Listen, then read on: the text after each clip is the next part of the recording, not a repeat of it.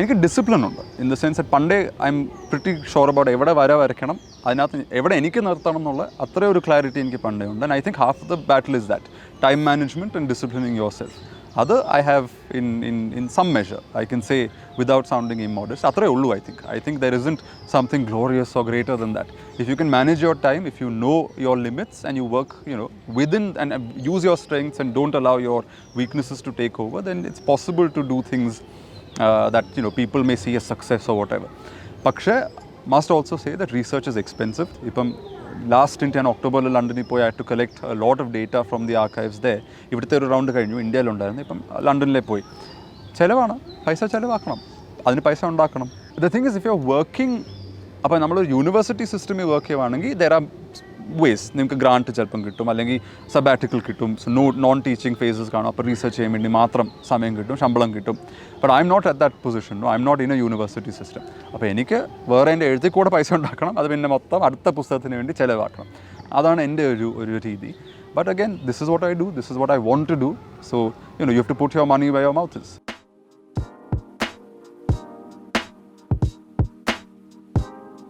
Here is Manu S. Pillai with his latest book, False Lies, Maharajas in the Age of Ravi Verma. So, നമുക്കിവിടെ മനുവിൻ്റെ ഉള്ളിൽ വന്ന ചിന്തകളെയും കുറിച്ച് നമുക്കൊന്ന് പരിചയപ്പെടാം. Welcome Manu. Thank you, pleasure to be here. ഒരു economics അല്ലെങ്കിൽ economics and international relations എന്ന് പറഞ്ഞ ഒരു സ്പെഷ്യലൈസേഷനിൽ നിന്ന്, അല്ലെങ്കിൽ that's what your degree is. What shifted you to history, അല്ലെങ്കിൽ എന്താണ് ഹിസ്റ്ററിയിൽ ഇത്രമാത്രം അട്രാക്റ്റഡ് ആയിട്ട് തോന്നാൻ കാര്യം എന്താണ്? അല്ല, I was always interested in history. പക്ഷേ ഹിസ്റ്ററി അന്ന് കോളേജിൽ ഡിഗ്രിയുടെ മേജറായിട്ട് പഠിച്ചില്ലെന്നേ ഉള്ളൂ. I had it as a minor subject later. അന്ന് there were various reasons for it. ഒന്ന്, അന്നത്തെ syllabus I was not very impressed. ഒരു സ്പെഷ്യലൈസേഷൻ ചൂസ് ചെയ്യുമ്പം ദ ടീച്ചേഴ്സ് മാറ്റർ. അന്ന് I was not very keen on that particular department and teacher there. അതുകൊണ്ട് economics ചെയ്തു. പക്ഷേ I was interested in foreign policy, I was interested in international relations. അപ്പം that was I thought എൻ്റെ ജീവിതം ആ ഒരു ലൈനിലായിരിക്കും എന്നാണ് അന്ന് വിചാരിച്ചത്.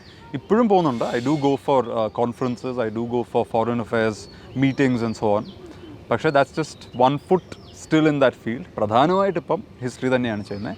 My PhD thesis is again on a historical subject. Why colonial and post-colonial?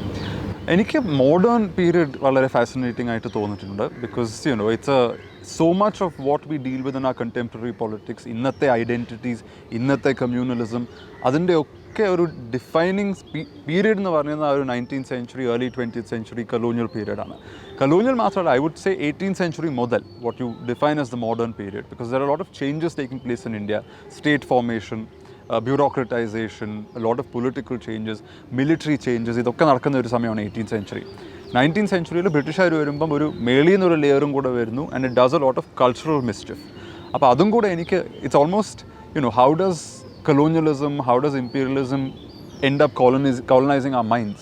ആ ഒരു ഫാസറ്റ് എനിക്ക് വളരെ ഫാസിനേറ്റിംഗ് ആയിട്ട് തോന്നിയിട്ടുണ്ട്. ആൻഡ് അതിൻ്റെ ഒരു എലിമെൻറ്റ്സ് ആണ് how colonialism affects different parts of society and different parts of politics and all that. Ultimately, പക്ഷേ അതൊരു കൾച്ചറൽ എക്സ്പീരിയൻസും കൂടെയാണ്. അതെനിക്കൊരു വളരെ ഇൻട്രസ്റ്റിംഗ് ആയിട്ടുള്ളൊരു ടോപ്പിക്കായിട്ട് തോന്നിയിട്ടുണ്ട്. It will be right to say that നമ്മുടെ ചരിത്രത്തിലെ ഒരു ഐഡൻറ്റിറ്റി ഫോർമേഷൻ എന്ന് പറയുന്നത് it is like very much has its foundations in the colonial. Modern identities very much. അപ്പോൾ ഇന്ന് നമ്മൾ കമ്മ്യൂണലിസം, ഹിന്ദു മെജോറിറ്റി മൈനോറിറ്റി എന്നുള്ള വേർഡ്സ് തന്നെ എവിടെ നിന്നാണ് വരുന്നത്? ബ്രിട്ടീഷ് സെൻസസിൽ നിന്നാണ്.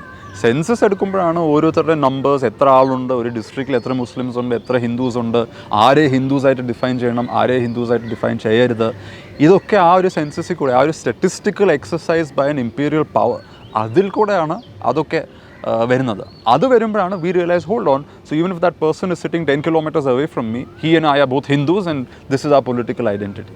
It becomes a means to mobilize politically. And അങ്ങനെയാണ് മോഡേൺ ഐഡൻറ്റിറ്റീസും മോഡേൺ കാസ്റ്റ് ഗ്രൂപ്പ്സും അവരുടെ ഒരു കണ്ടംപററി സെൻസ് ഓഫ് സെൽഫ് ആ ഒരു പീരീഡിൽ നിന്നാണ് വരുന്നത്. ഒരുപാട് സോഴ്സസ് ആക്സസ് ചെയ്തിട്ടുള്ള ആളാണ്. So how do you find the accessibility of these things? അതായത് ഇന്ത്യയിലുള്ള ഒരു ആർക്കൈവ്സിനെ നോക്കുമ്പോഴും അല്ലെങ്കിൽ യൂറോപ്പിലുള്ള ഒരു പ്രിസർവേഷൻ്റെ ടെക്നീക്ക് ആണെങ്കിലും ഇറ്റ്സ് വെരി ഡിഫറെൻറ്റ്. കുറച്ചും കൂടി ഐ തിങ്ക് ഒരു സാധാരണ ഒരാൾക്ക് ഇപ്പോൾ നമുക്കൊരു ആവശ്യം ഉണ്ടെങ്കിൽ ഈസിലി ആക്സസ് ചെയ്യാൻ പറ്റുന്ന ഒരു രീതിയിലാണ് പ്രിസർവ് ചെയ്തിരിക്കുന്നത്. You already hit the hammer on the nail, which is that അവിടെ is is much more of an advantage. എളുപ്പം കാര്യങ്ങൾ സാധിച്ചെടുക്കാം. Time wastage is very little. കാരണം നമ്മളൊരു റെക്കോർഡിനെ റിക്വസിഷൻ ചെയ്താൽ 1 മണിക്കൂറിനകത്ത് അത് കൈ കിട്ടി, നമ്മളത് you gone through it over whatever week few days or whatever you are done with it, you can move on to the next. ഇവിടെ ചിലപ്പോൾ ഒക്കെ അമ്യൂസിംഗ്ലി നമ്മളൊരു ചിലപ്പോൾ മണിക്കൂറുകൾ എടുക്കും ഒരു കാറ്റലോഗ് കിട്ടാൻ. കാറ്റലോഗിൽ നിന്ന് പിന്നെ നമ്മളൊരു ഫയൽ ഐഡൻറ്റിഫൈ ചെയ്യും. ഫയൽ ഐഡൻറ്റിഫൈ ചെയ്ത് അതിൻ്റെ റെക്വസിഷൻ സ്ലിപ്പ് കൊടുക്കും. അതിന് പിന്നെ ചിലപ്പോൾ 2, 3, 4 മണിക്കൂർ വരെ ചിലപ്പോൾ എടുക്കാം. തിരിച്ച് വരുമ്പോൾ ചിലപ്പം പറയും ഈ ഫയൽ ഇപ്പം കിട്ടുന്നില്ല, അല്ലെങ്കിൽ ഫയൽ കാണുന്നില്ല. I had these experiences here. പക്ഷേ I can't say that it's some kind of general rule. ഇത് മാറിക്കൊണ്ടിരിക്കുന്നു. ഒരുപാട് സ്ഥലങ്ങൾ നാഷണൽ ആർക്കൈവ്സ് ഒക്കെ ഡിജിറ്റൈസ് ചെയ്ത് തുടങ്ങിയിട്ടുണ്ട്. ഗവൺമെൻറ് ഓഫ് ഇന്ത്യയ്ക്ക് തന്നെ ഒരു സെൻട്രൽ വെബ്സൈറ്റ് ഉണ്ട് which has accumulated digitised books which are out of copyright from across public libraries in India. Most people don't know about it. ബോംബെയിലെ ഏഷ്യാറ്റിക് സൊസൈറ്റിയുടെ സോഴ്സസ് ഹാവ് ബീൻ ഡിജിറ്റൈസ്ഡ്. അതിനകത്ത് Times of India English പത്രങ്ങളൊക്കെ going back to the 19th century, early 19th century, easily you to pay an annual membership. പക്ഷേ അത് കിട്ടും. വളരെ റെയറായിട്ട്. ഇപ്പോൾ ഈ ഫോൾസ് അലൈസ് എഴുതിയപ്പം there was a Marathi book that I needed to read. It's very difficult to find it. പക്ഷേ I've managed to get a copy from the Asiatic collection. അത് വായിച്ചു. And it's a 120-year-old book, digitized and now easy to find. അപ്പോൾ I think with digitisation things will become easier. ഇതിലൊക്കെ പറഞ്ഞിട്ടുണ്ട് your childhood നല്ല your grandmother use to tell you a lot of stories. So അതിൽ നിന്നൊക്കെ ഒരു inspiration കൊണ്ടാണ് ഈ ivory ത്രോണിലേക്ക് എത്തിയത്. So tell us something about it. Well the stories were not. അമ്മൂമ്മയുടെ കഥ എന്ന് വെച്ചാൽ നമ്മൾ സാധാരണ മുത്തശ്ശി കഥ എന്ന് വിചാരിക്കുന്ന സാധനമല്ല. She was a very open person. ഓപ്പണായിട്ട് അൺസെൻസേർഡായിട്ട് കാര്യങ്ങളൊക്കെ ഫ്രീലി പറയുന്നതാണ്. വെരി ടു ദ പോയിൻറ്റ് ആളാണ്. അല്ലാതെ നമ്മൾ ഇമാജിൻ ചെയ്യുന്ന ഒരു ക്യൂട്ട് അമ്മൂമ്മയല്ല, കെട്ടിപ്പിടിച്ചുകൊണ്ടിരിക്കുന്ന ഒരു അമ്മൂമ്മയൊന്നും അല്ല. ആളൊരു പേഴ്സണാലിറ്റി ഉള്ള ഒരു വ്യക്തിയാണ്.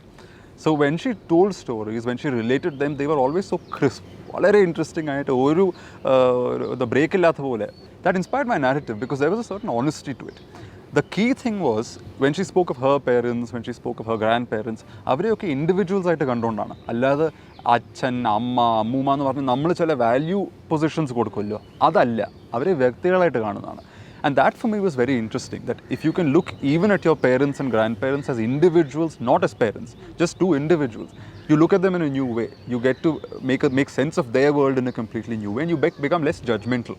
നമ്മളെപ്പോഴും we expect certain things from the past, പക്ഷേ you realize that actually no, they were also just people living at a certain time. അപ്പോൾ അങ്ങനത്തെ ഒരു attitude towards the past I think I imbibed from her. അപ്പോൾ all of that was fascinating to begin with. One of my abiding childhood memories of my grandfather is we'd come, കൃഷിയൊക്കെ പിന്നെ ഒരു 2000 ഒക്കെ ആയപ്പോഴേക്കും നിന്നു. പക്ഷേ അപ്പൂപ്പൻ retired from the air force and he would do this കൃഷി, പുഞ്ചയണം. And every time we would come, അതിൻ്റെ ഇടയ്ക്ക് കണ്ടത്തിൻ്റെ ഇടയ്ക്ക് ഒരു കച്ചി കൊണ്ട് കെട്ടിയ ഒരു ചെറിയൊരു കുടിൽ പോലെ ഉണ്ട്. അതിനകത്ത് അപ്പൂപ്പൻ ഇരിക്കും. We used to run across the field to get there. And that image is still fresh in my mind, us running across the field. But all of that, it was very magical for somebody growing up in a city, not exoticizing it. Because of my grandmother, luckily there was no exoticization. പക്ഷേ there was a certain charm. There was a certain interest and appetite. അവിടുന്ന് പിന്നെ it became a broader interest in Tiruthamkur. It became a broader interest in what was happening in the region. അതാണ് പിന്നെ political ഹിസ്റ്ററിയിലേക്ക് മാറി. And I discovered that, ഈ sequence, this procession of kings, why is this one queen not mentioned much? And then asking that question led to the ivory throne. But ആ ഒരു ബുക്കിൽ തന്നെ if somebody criticizes you saying that it's an attempt to whitewash the royalty എന്ന് പറയുകയാണെങ്കിൽ will it be true? I mean, considering I got a 5 crore defamation notice from royal descendants, I don't think I whitewashed them very well. But I think the book does two things. One, it looks critically at royalty. It doesn't venerate them. It looks at the power structure. അവരെങ്ങനെ ഈ power നേടിയെടുത്തു, എങ്ങനെ അതിനെ sustain ചെയ്തു, എന്നിട്ട് അവസാനം അത് എങ്ങനെ പോയി, അതിനെ ക്രിട്ടിക്കലി ആണ് നോക്കുന്നത്. അവരുടെ ഉള്ളിലെ dynamics, how it operated, and it's told in a very frank and direct way. അല്ലാതെ അവരെ തിരുമനസ് തമ്പുരാൻ എന്ന് പറഞ്ഞുകൊണ്ടല്ല. That's not the tone of the book.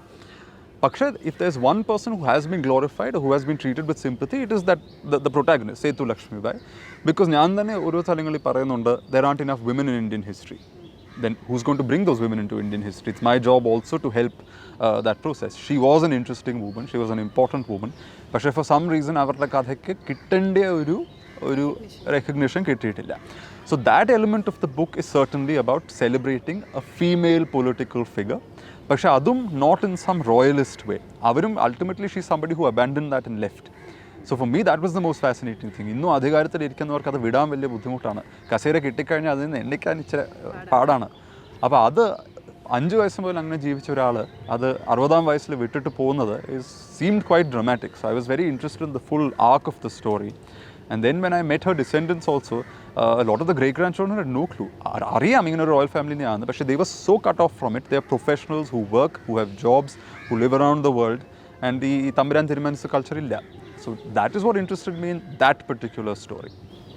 അത് ഇപ്പോൾ തമ്പുരാൻ തിരുമനസ് എന്ന് പറയുമ്പോൾ തന്നെ കൊട്ടാരത്തിൽ യൂസ് ചെയ്യുന്ന ഒരു ലാംഗ്വേജ് തന്നെ ഒരു പ്രത്യേക ലാംഗ്വേജാണ്. ഒരു ഒരു ഹിരണ്യഗർഭം എന്നൊക്കെ പറയുന്ന പോലെ ഒരു പെർട്ടിക്കുലർ ഒരു ഡിവിനിറ്റിയിലേക്കാണ് കിങ്സിനെ എല്ലാം ഇതാക്കുന്നത്. അപ്പോൾ അതും പൊളിറ്റിക്കൽ ആണല്ലേ. I mean in the sense ഇന്ന് നമ്മൾ പബ്ലിക് റിലേഷൻസ് എന്നൊക്കെ പറയും, പക്ഷേ ഇറ്റ്സ് ഇസെൻഷ്യലി ദ സെയിം തിങ്. രാജാവിൻ്റെ ആ ഒരു ഓറ പ്രിസർവ് ചെയ്യാൻ വേണ്ടിയാണ് ഇതൊക്കെ കാട്ടിക്കൂട്ടി അതിനൊരു എൻവലപ്പ് ചെയ്ത് വെച്ചിരിക്കുന്നത്. രാജാവിനെ നമ്മളൊരു നോർമൽ പേഴ്സണായിട്ട് സംസാരിച്ച് തുടങ്ങിയാൽ രാജാവിൻ്റെ വില പോകും. അതിനുവേണ്ടിയാണ് തിരുമനസ് എന്ന് പറയുന്നത്. അല്ലെങ്കിൽ രാജാവിന് കുളിക്കാൻ പോകണമെങ്കിൽ പള്ളി നീരാട്ടെന്ന് പറയുന്നത്. കുളിയല്ല, പള്ളി നീരാട്ടാണ്. കുട്ടികളുണ്ടാവത്തില്ല, തിരുവായൂർ വാണു, തിരുവായൂർ ഒഴിഞ്ഞു, ഇതൊക്കെയാണ് നടക്കുന്നത്. It's meant we can look at it. തിരുമുത്ത് വിലക്ക്, അത് തിരുമുത്താണ്, പല്ലല്ല, മുത്താണത്. പക്ഷേ the thing is we can look at it in a comical sense, we can lampoon it, പക്ഷേ look at one layer below. It is a political affair. It is about projecting them as larger than life. ഇവർ സാധാരണ മനുഷ്യരല്ല, almost ഭൂദേവന്മാരാണെന്നുള്ള ഒരു അത് ആൾക്കാരെ persuade ചെയ്യാൻ വേണ്ടിയാണ് ഈ ഭാഷ ഉപയോഗിക്കുന്നത്. ഇറ്റ്സ് ദ സെയിം വിത്ത് അന്ധഭക്ത്സ് today who are fond of the current leader, because they venerate him and they must keep doing that because he has to look superhuman, he has to look powerful. Power does that to people. Ultimately it's about that.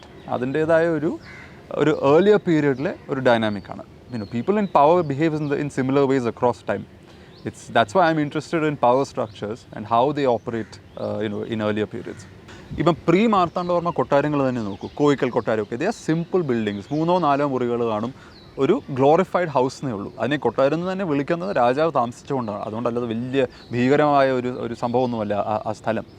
It gives you a sense that അന്നത്തെ Royals were relatively smallish figures. അപ്പോൾ കേരളത്തിലെ രാജാക്കന്മാരുടെ ഒന്നുമല്ല. And the physical circumstances also, നമ്മൾ foreign ട്രാവലേഴ്സിനെയൊക്കെ വായിച്ച സാമൂതിരിയുടെ coat വരെ വരുന്നത്. അന്നത്തെ Samoothiri was the richest king. അവരും അരയ്ക്ക് ഒരു തോർത്ത് പോലൊരു തുണി മുട്ട് വരെ ഉള്ളൂ. their royal status comes across in the jewelry that they are wearing. പക്ഷേ തുണിയൊക്കെ വളരെ സിമ്പിളാണ്. സോ ഇന്നത്തെ സിനിമകളൊക്കെ കണ്ട അവർക്ക് ഷെർവാനീസ് ഒക്കെ ഇട്ടിരിക്കുന്ന പോലെ that's not what they wore. ഒരു basic cloth and fabric wasn't your an important thing in that sense. അപ്പം Marthanda Varma was just a small princeling, അത്ര ഇമ്പോർട്ടൻറ്റ് വ്യക്തിയൊന്നുമില്ല. പിന്നീടാണ് വ്യക്തി ആയത്. ആ വ്യക്തി ആയപ്പം that glory was refracted and reflected back into time. അപ്പം പ്ലാവിനകത്ത് രാജാവ് പോയിരുന്നു എന്ന് പറഞ്ഞത്, but he was not a രാജാവ്. ഒരു ജൂനിയർ പ്രിൻസ് ആൾക്കാർ കൊല്ലാൻ ശ്രമിക്കുന്നു, ഏതൊരു സമയത്ത് പോയി ഒളിച്ചിരുന്ന് കാണും ചിലപ്പോൾ അതിനകത്ത്, അത്രയേ ഉള്ളൂ. പക്ഷേ as time passes things get glorified, things get exaggerated, അതിൻ്റെ വട്ടത്തിൽ വേറെ കഥകൾ അക്യൂമുലേറ്റ് ചെയ്ത് sort of achieves A life of its on. And the concept of women നോക്കുമ്പോൾ ഒരു നമ്മളിപ്പോൾ ട്രാവൻകൂർ തൊട്ട് മലബാർ വരെ നോക്കുകയാണെങ്കിലും ശക്തരായിട്ടുള്ള വിമൻ ലീഡേഴ്സ് ഉണ്ടായിട്ടുണ്ട്. പക്ഷേ ആ ഒരു വിമൻ ഇൻ പവർ യെസ്, പക്ഷെ അത്രയും ഒരു എംപവർമെൻറ്റ് ബാക്കിയുള്ള സൊസൈറ്റിയിലും ഉണ്ടെന്ന് നമുക്ക് പറയാൻ പറ്റും. ഇല്ല, കാരണം ഞാൻ എപ്പോഴും പറയുന്നത് നമ്മൾ മേട്രിലിനെയും ഇച്ചിരി പുകഴ്ത്തി പറഞ്ഞാലും ultimately women were not equal. It was just less unfair. They still had avenues for divorce. They had the avenue to walk out of a bad marriage. They had potential control over resources. It doesn't mean എല്ലാ സ്ത്രീകളും തറവാട്ടിലെ സ്വത്തുക്കളൊക്കെ സ്ത്രീകൾക്കാണെങ്കിലും എല്ലാ സ്ത്രീകളും പോയി അതിനെ control ചെയ്ത് കാണില്ല. പക്ഷേ ചെയ്യണം എന്ന് തോന്നിയ സ്ത്രീകൾക്ക് പറ്റും, അതിനുള്ള സ്പേസ് ഉണ്ടായിരുന്നു because of that structure. It doesn't mean the place was free. One critic told, I read that the criticism was that you make it seem like these women had somehow like full control and agency. They never had full control and agency, പക്ഷേ they had the option of control and agency if they chose. അപ്പോൾ എൻ്റെ great grand mother തന്നെ, she was a divorcee in the 1880s. She got married to my great grandfather who was also a divorcee.